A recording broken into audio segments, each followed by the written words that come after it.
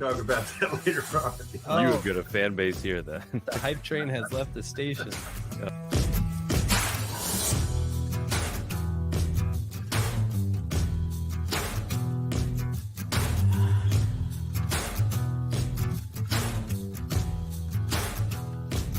How old did you say this was? 12 years. 12 years, yeah. Man, it is good.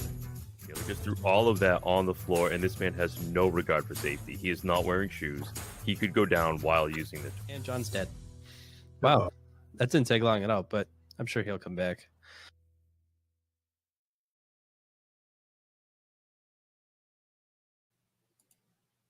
Happy Tuesday, everybody, and welcome back to a weekly whiskey. Yeah, it's Tuesday, I guess. It feels weird because today was also Friday. If you're taking Wednesday off, like all of the free world is. But yeah. So I'll be working tomorrow and not taking the day off. Oh, are you not taking the day off? Correct. Oh, okay. Well, I won't rub it in because I'm 100% taking the day off. But okay. Sounds a little bit like you're rubbing it in, but please go on. Oh, I see. Okay. So today is your Thursday, even though it's Tuesday and it's also my Friday. So happy convoluted Tuesday, everybody. Nice cork pop there. Welcome to Weekly Whiskey. Thank you for making your way over to our new channel where Weekly Whiskey lives. We figured it was a good time to get everything under one roof, make everything clean, make everything tidy. So if you're coming over, awesome. If you notice you have friends that haven't made the jump over, drag them kicking and screaming. It's not that hard. And yeah, everything will be here. So it's all neat and tidy. John, how you doing, man? Been a busy week. I know it's only Tuesday, but... Yeah. Actually, I took today off, going back a step here. Had to get a couple of things done here and there. And now, I mean, I got kind of everything dialed in, ready to rock and roll for tonight. Hopefully we can kind of have a couple of good pours and hang out. Yeah, I'm looking forward to this tonight. If you're joining us, our topic tonight is 5 bottles we are thankful for. John and I independently went along and rummaged through our stockpile of bottles and figured we'd find five bottles we were especially happy with. Bottles we're thankful for. The year's not over, but it's looking pretty close to done. All the big releases have come out. I think the only stuff that really hasn't dropped is Pappy and Antique Collection, and we kind of know how that rat race goes. So yeah, we thought it'd be a good time to reflect on what we've had, what we're thankful for, some fun picks, some pretty, I think a couple of these would be surprising and also unsurprising at the same time. So if you're drinking anything good, drop it in the comments. And yeah. What do you got poured first here, John? Well, I just popped that a brand new rare breed rye. I think it was Brian that said in the chat, he's been looking at that picture of rare breed rye all day that you posted and basically needing to get into it. So I was kind of with him there, looking to dive into the rare breed rye, touch on that. I think from there we'll probably, I'm kind of spoiling one of them in the background here, you can kind of see, but I think we'll probably move on down the line in that way and we'll see what happens. Yeah, I mean, like you said, I think this is the only one we definitely agreed on, but like the rare breed rye is unstoppable at this point. Yep. It restocked too. I was super shocked. The Total Wine here had like 6 of them a couple months ago, and I thought, it'll still be there. I'll just get them later. And then 2 days later, they were gone. So when it restocked, I knew I had to grab some. Absolutely. So I got my first one sent over to me. It hasn't come to Maine yet. The first one I picked up came in from one of our viewers. It came out of Oregon and went through that. Went through the first 80% of the bottle pretty quickly. Had to pump the brakes on it because I didn't want to get another one. And recently, a friend in Boston was able to track one down for me. So, hence the fresh bottle tonight. Very excited about getting into that. Jason, good to see you, man. Mash and Drum. How are you? What are you drinking? What are you thankful for? Let's talk about it. I want to hear about it. Oh, cool. We get another rare breed rye. That was a good bottle. Oh man, that was deep. This is that turkey. If it doesn't break, I guess it pops nicely. I guess you get one. I'm actually surprised that didn't break. Yeah, this is pretty good stuff. So this has all been the same batch so far, right? This is all 56.1. 0.1, yes. Okay. Yep. I wondered when they're going to start batching these. When they make a 100,000 gallon batch and then it runs out and then they do another one. Yeah, well, I mean, they've been on the same iteration of rare breed bourbon for a couple of years now, so maybe it'll be the same. I'm not entirely sure. I don't know how much of this they bottle at once. It's got to be a good amount. Mm-hmm. Get a first time try of a Russell 6-year rye. That's a good move. Is that the the 90 proof, or is that the single barrel? Let me know about that, Boomer. I think if it's age stated, that would have to be the 90 proof. Yeah, I guess you're right, because the single barrel is not. Yeah, it's been a while since I've had that one too, though. So it looks like we got a lot of Wild Turkey rye in the house, which you can't go Turkey wrong rye. with. Same recipe. We got our first snow last night too. We got like 3 inches of snow and then a bunch of freezer grain, and that instantly was like, give me a Here, little have white concrete. Oh yeah, I was saying give me rye. Like also the white concrete, but Whatever's funnier. so I think we Everybody's agreed. stuck So at work. yeah. Oh, Sorry to hear it, man, but hopefully when you get out here, you get some rare breed rye. lots of rare breed rye. Yeah, Boomer's setting up that 90 proof, so that's that batch one, age stated. I like it. That's good stuff. Oh, looks like Lane's getting into a little Four Roses. OBSQ, nice. Nice. Q is my second favorite recipe. Behind K, which is superior. Okay. All right, so let's dig in a little bit here. The reason we wanted to do this episode, obviously, this is a Thanksgiving-based theme. We wanted to discuss things that we're thankful for in the whiskey world. And so it wasn't sort of something that we wanted to do like a full-on rating, like this isn't our top 5 of the year or even necessarily our favorite bottles of whiskey, but these are bottles that stood out to us in a way that these meant more than just another bottle of whiskey. For one reason or another, 2 reasons or another, whatever. This is going to be sort of our list of things that we appreciated. And geez, they're not even all from this calendar year necessarily. Just things that at this point in the whiskey world we're into. So kicking it off is Rare Breed Rye. I think that's a great one to start with. It is a new release. It's not an LE, but it is not quite nationally distributed yet. It represents a lot, man. I mean, this is a new brand extension for Wild Turkey, but it's also the scratch to the big itch from the bourbon world. Like, you get the enthusiasts out there who want a barrel proof product. They want something that's new, delicious, non-chill filtered. Mm-hmm. And this just checks off the boxes, man. It's a really just rock solid whiskey. And for me, this is one, it will probably make my top 5 of the year just because it stood out so much to me. It's real, like, I'm a rye dude anyway. I really like a lot of these. But when you start getting into like barrel proof stuff like this with a great heavy mouthfeel, this just really did it for me. What do you think? And $59, that's the thing too. They could have gouged priced right, just the eyeballs out of this thing. And it's, I mean, do I wish it was $50? Yeah, but $60. I mean, right. I'm a repeat buyer at that. I mean, it's just nice to see. Like, I'm thankful that Wild Turkey, you know, they're a little bit slow. Like, I don't think anyone's gonna accuse Wild Turkey of being agile and fast, but we've been asking for this for a long time, and we finally got it, which is something I'm just super thankful for. And I can buy it. Like, I bought one, and then I bought a second one. You know, after that first little shortage, like, it's available. It checks the specs. I can afford it. Yep. You know, there's not a lot wrong there. The punch card is totally full with this thing. It's absolutely perfect. I mean, could this be a little bit older? Could it be a little bit better? Who knows? Maybe it could. Maybe this is the best expression they could come up with their recipes and what they have for aged stock. But either way, it tastes great and it's priced right. Like Jason said here, you know, he's thankful for turkey, and with all the other crazy releases, that turkey's still available, and he's got a great point. Yeah, that is a good point too. And like, I don't know, for the age, like, I get it. I was sad when Russell's Reserve single barrel rye selections went away, but if we get this instead for a while, I'm fine with it. Yeah, all 6 of them, right?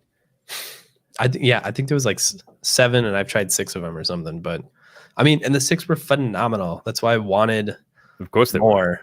But then they gave us this instead several years later, and I don't know. I'm happy. I wish they didn't use that stupid bottle shape, but the contents are good, and that's all that matters. Do you wish they had used the fantail bottle? No. Didn't even get it out. No. An avid dislike of the fantail. Just put everything in a 101 bottle. Save us all a couple bucks. Use a 101 bottle. Move on. I'm not upset about the bottle. It's fine. To me, this is always the shape that Trader Joe's bourbon has come in for a long time, which sort of soils it for me. Yeah, but it says expertly crafted right on the label. So, oh yeah, that's an excellent cue for us to move on to our next slide. Okay, moving on. What do you got for me, man? Number 2 tonight will be the E.H. Taylor Straight Rye. Again with the rye. Yeah. But, I mean, this is another one that is and again, this is going to be depending on where you are, but it is still in my area fairly available in the sense that I could buy it a few times a year. I'm not saying that it's always on the shelf, but it's on the shelf fairly frequently. Okay. So, and yeah, here we go. I knew Yancey would chime in here. His favorite period. I sent, and I'm not joking, every time this comes into my store, I send him 3. Oh, of the E.H. Taylor rye? Yeah, he loves Well, it. I can't blame you. I can't even buy it here. So I'm super thankful, that I have one sitting here with me as well, because it is a fresh pop and it's delicious. It is. Absolutely. Really good rye. I mean, again, talk about checking the boxes. It's from a quality distillery. It's bottled and bond. It's aged just right. I mean, we don't know if this is 4 years, if it's 8 years, if it's 10 years, whatever it is, it's over 4 and it tastes great. Absolutely. How do we complain there? I mean, as an enthusiast, and also it's $70. Like, it's getting up there toward my arbitrary limit of 75, but it's still right in there. It's underneath the bar. I'm taking this all day. Yeah, and to be fair, like each Taylor Straight Rye was never an expression that was super cheap, right? Like a lot of the time, our gripe is like this used to be $20, and now it's $80, and that hurts. But I don't know, this was always like 55, 60. So to be grabbing it at 70, 5-7 years after the last time I saw it, like it's a great price. And DJ's pointing on the mash bill too. Yeah, it's a good. For those of you that don't know, this is still the Barton. Barton has an interesting reputation based on what decade you're talking about, but some of the legendary ryes that have been sourced that are sitting out there actually came from Barton as well. So it's no surprise that this is generally competent rye. I happen to like it a lot. I know some people think it's a little meek, but I also really like Thomas Andy and Sazerac rye, which are barely legal ryes. So they're not. Yeah, they're mild, but I mean, I can't complain about the flavor though. They taste great. Yeah, I totally agree. And Mash had a really, I'll let the system catch up here, but I really like the straight rye. I think it's one of my favorites. I don't particularly care for the single barrel. I prefer to take a Knob Creek over the barrel proof. The small batch is fine, but expensive. But the rye is really the one that shines for me. I don't know. Do you have a favorite in the line, John?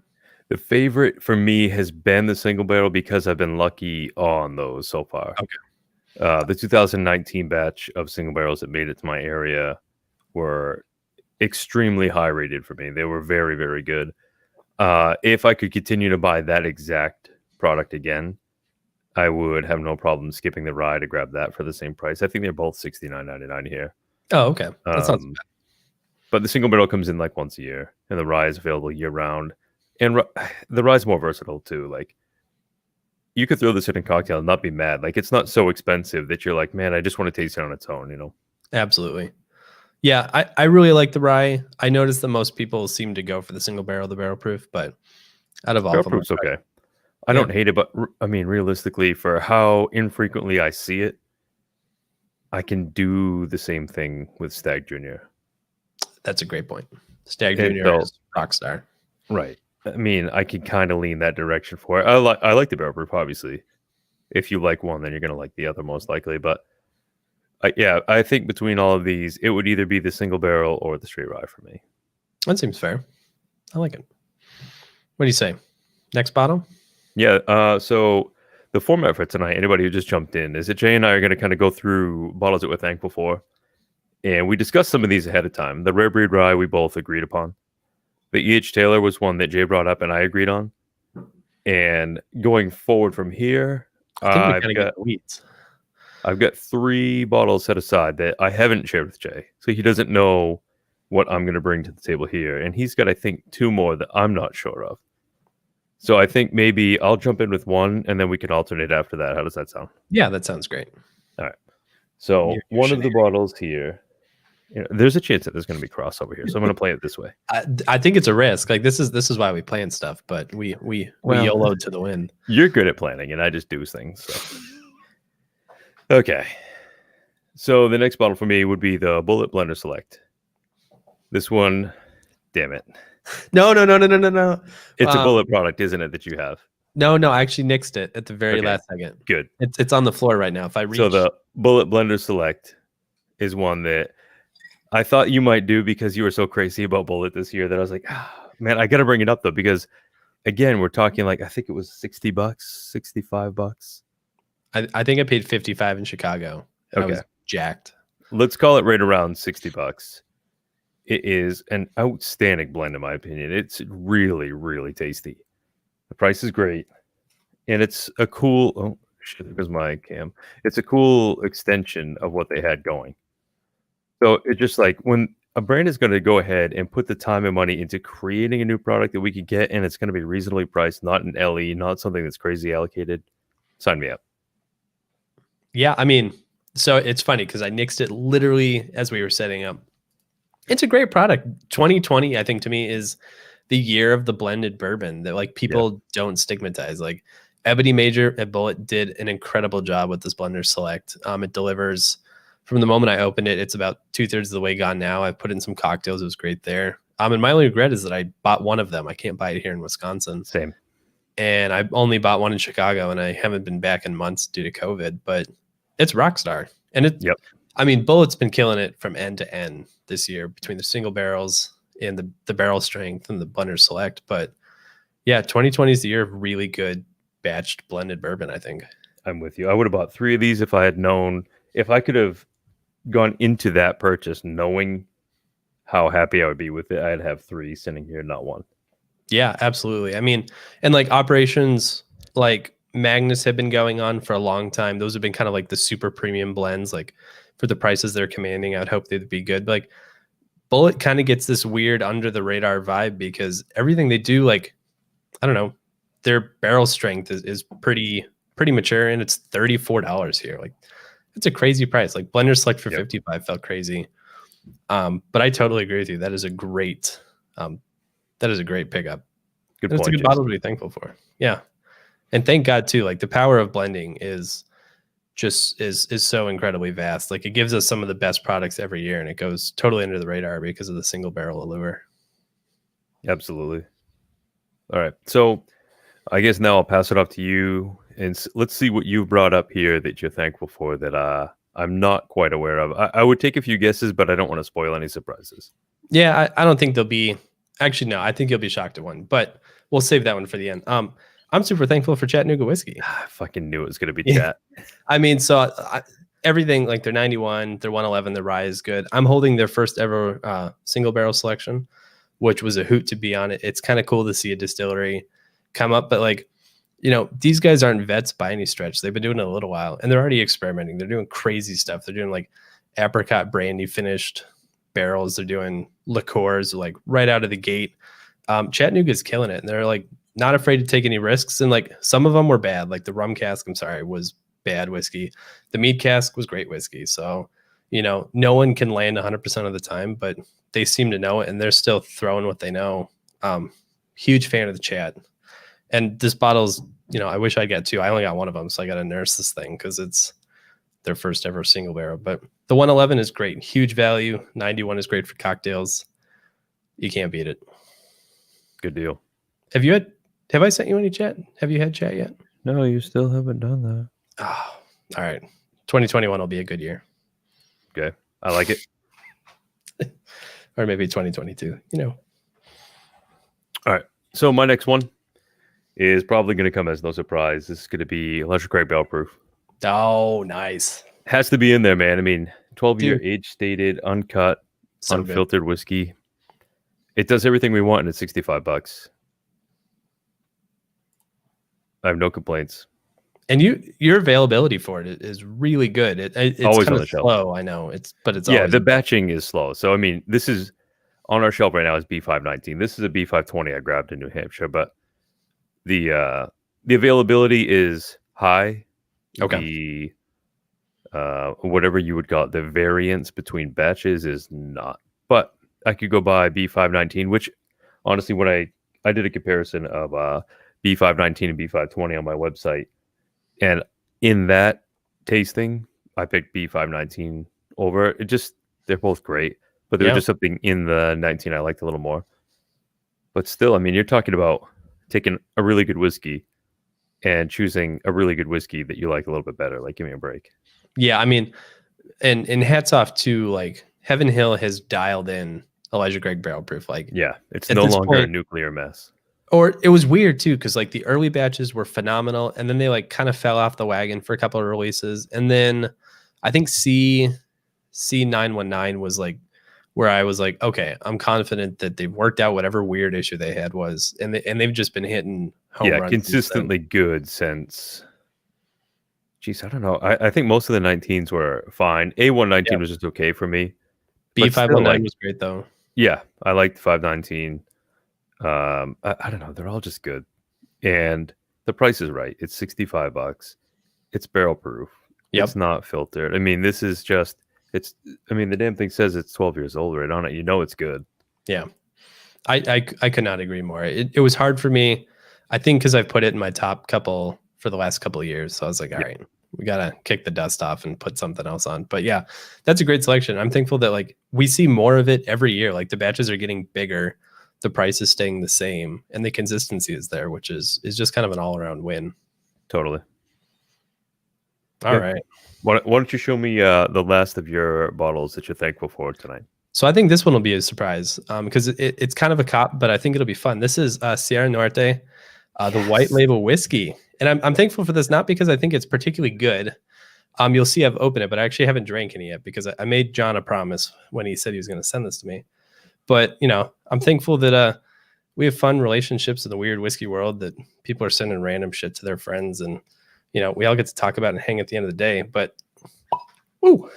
that's kind of a piccolo of a pop. But I how did I won this and I lost this at the same time? Yeah, I mean, you won and lost. So I hosted a small event to get rid of the bottle in a fun way. Mm-hmm. So it was a bottle that had been on the shelf at my local store for a while. And the manager suggested maybe I buy it to get it off the shelf. And I was like, yeah, sure, I could find a way to get rid of that. That'll be fun and creative. Just want to go ahead and get your first impression there. Not terrible is all I want to hear. You know, that's not bad. So I told John when this arrives, the first drink I have will be straight from the bottle. Sierra Norte, for those of you who don't know, is made from Oaxacan corn. It's a Mexican whiskey. Oaxaca is a state in Mexico. Honestly, in Oaxaca, it's not something you normally hear in whiskey.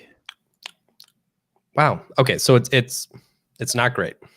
No, I wouldn't expect it to be. But it's not great. So, but it's not craft whiskey either.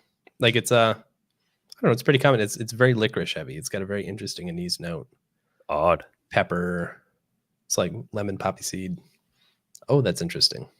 Cool. So anyway, yes, I hosted a little event with this where I allowed the winner of the event to choose who gets the bottle. And geez, it might have actually been Joel who's in chat here earlier. It may have been Joel who, quote unquote, won the event and decided that it would be yours. Well, thank you, Joel. And also thank you, Joel, because I got to share this bottle with somebody that wasn't me. Honestly, that's not bad. I'm interested. They make a white and black corn variety as well, apparently. The black corn I have not heard great things about. Okay. Interesting enough. I mean, I drink quite a bit of stuff from Oaxaca, but it has not yet been whiskey. Usually not whiskey. So the black corn variant.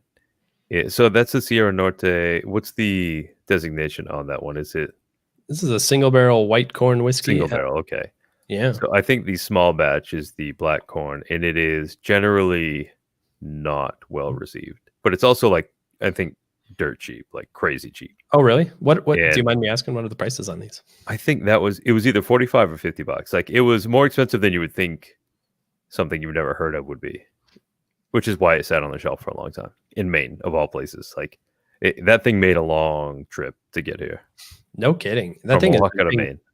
Ping-ponging around the country, but yeah, not bad, not great. I don't know that I'd pay $55 for it, but I've been dreading it. Like I moved into this house a month ago. I was dreading it when I got it, which is why it found its way to Wisconsin. But no, I mean, this is cool, man. I'm thankful for you. I'm thankful for John. All right, I'll take that. Mushy, a little soft out there. That's okay. I like that. A little bit of template for you. Okay, coming in as my last one here is going to be the Maker's 101 limited release. Again, this is kind of like I'm going to bust this thing up a little bit here. The I like the over his shoulder there. That was nice. Get out of here, you bastard. The 101 here, it's really tasty, actually. It jumps out a lot more than the standard. Oh, God, could it be 291? It jumps out a lot more than the standard Makers. I mean, Makers is, I think, something that just gets, for me anyway, overlooked time and time and time again. Even early on, over a decade ago, getting into my bourbon craze, I would always pass on Makers because I felt like for what it was totally fine whiskey, but it's like they had one expression. It's just like one thing, and I feel like it's priced a little bit high. Mm-hmm. I mean, again, it's like $25. It's not like it's crazy expensive. It's just for what it is. I didn't think quite had a ton of value. But shit, when you start looking at when they come in with something like this, yeah, it did it for me, man. This is just really nice. It's their standard. I mean, it's the same exact whiskey. It's just not filtered, and it's 101 proof, and it's great.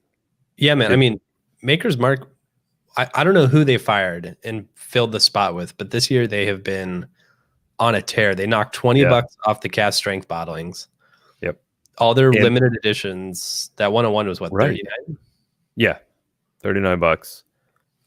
Give me that all day. Geez, they switch up their branding so last year their very first foray into the limited edition world was the RC6. They realized that their name scheme sucked, and they adjusted it. And they made it harder to figure.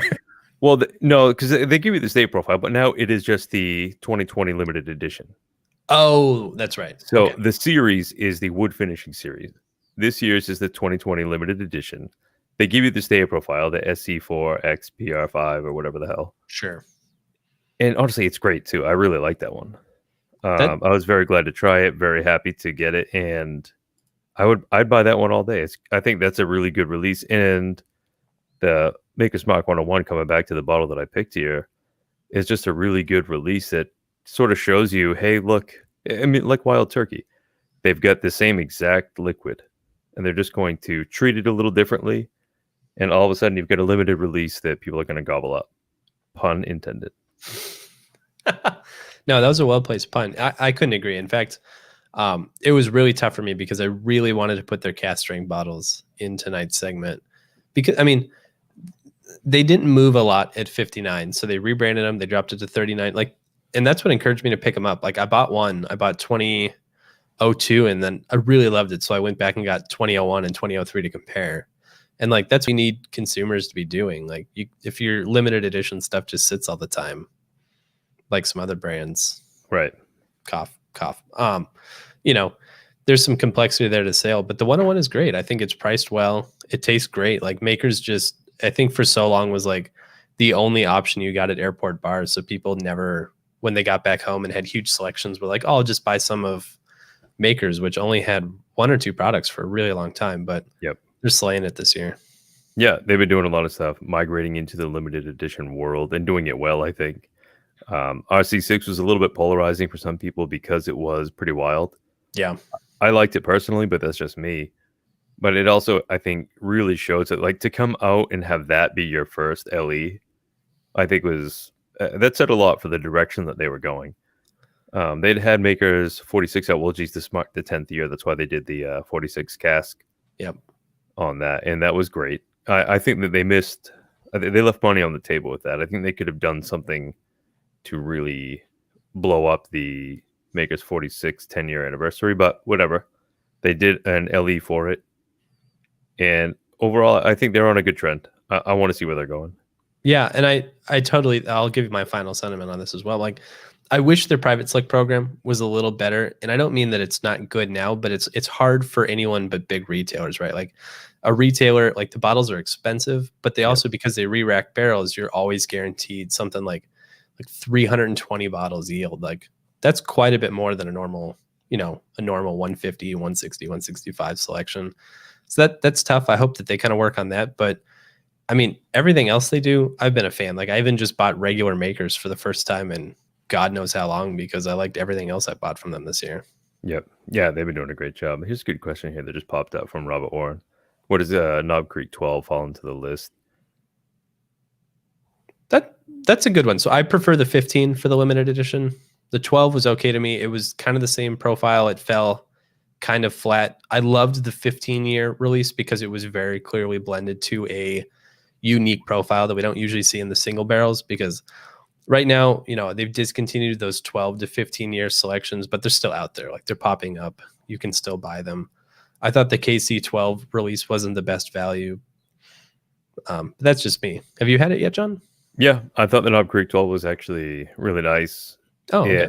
I would have killed for another 15 or 20 proof points on it, just because those 12 plus year single barrel picks are what we crave. You know what I mean? Like, we are both massive fans of those.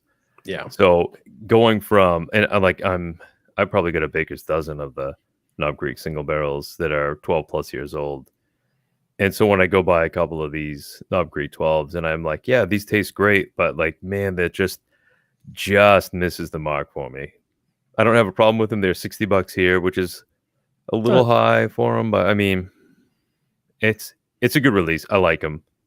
I won't stop buying them, but I won't stockpile them. They do have a cask strength version of that's been floating around. Okay.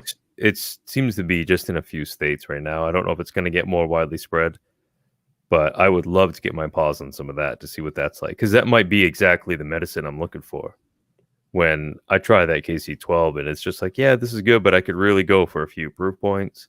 Yeah, that's a totally valid.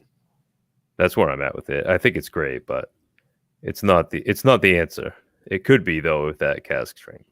Yeah, we'll see. I mean, Beam has 1 million billion barrels, so like 17 billion. To be exact. But I think that they have a really good pulse. Whole Booker's thing aside, I think they have a great pulse on what people want with the Knob Creek line, and I hope that they continue to do great things. Like, I love still seeing 15-year single barrels out there. Even when they're doing the 15-year limited edition, which is great.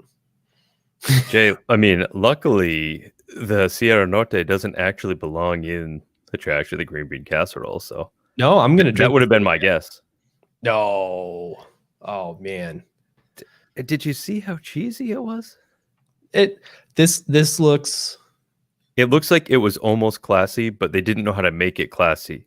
So they were like, "Well, it's cheesy, but like, it's upscale cheesy." This is a very mezcal looking label. It's fine. I don't think it's bad. I think it's enjoyable. I'm gonna make some cocktails later. I think it's gonna be fun as hell. Okay. But yeah, let's end. Pick one bottle you'd put in the trash. For me, it would be Nelson Greenbrier's whiskey, because they have been working on it for years and it is still garbage. It's not there yet. At this point, I don't know if it'll ever be, and that concerns me. So Nelson Greenbrier, great sourcing. Your Bella mead is awesome. Stay away from their in-house stuff, because it is still bad. It was bad years ago. It's still bad. And it goes with the green bean casserole. Jeez, I don't know if I'd even put the green bean casserole in the trash. Sometimes that's all right.